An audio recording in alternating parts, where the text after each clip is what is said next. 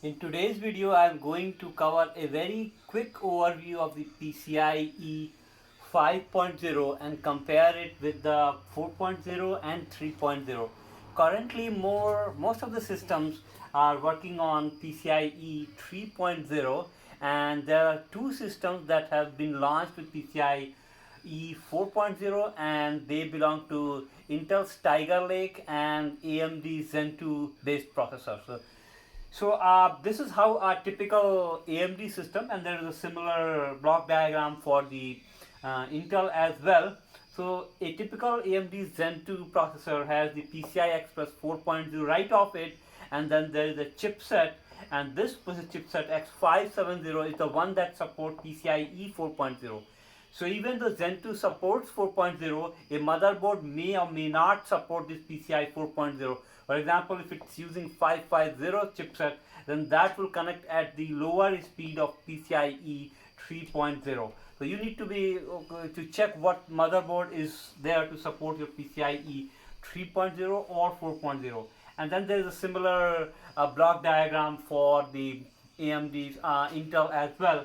Looking at the speed, let's say one lane of PCIe, what their current speeds are. In PCIe 3.0, it's 8 gigabit per second. That's a raw speed. The actual speed will be slightly less because of the processing of these bits into a final bytes.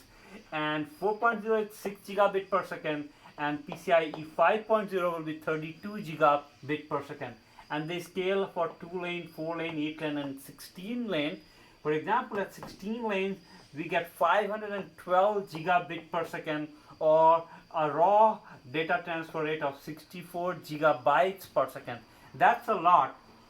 And to look into the future, we will have to go into the future to see when is PCIe 5.0 is being launched.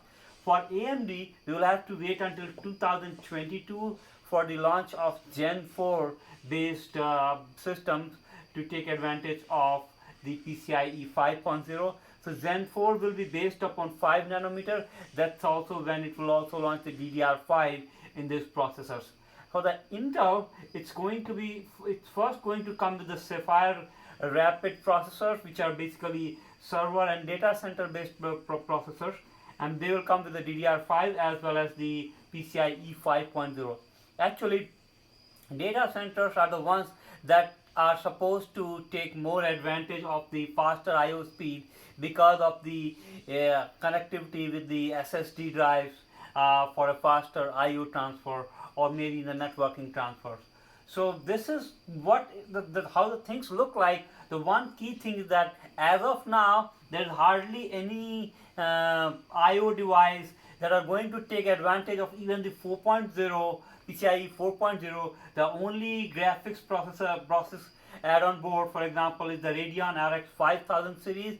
That's the only one that we see in PCIe 4.0. It's going to take some time.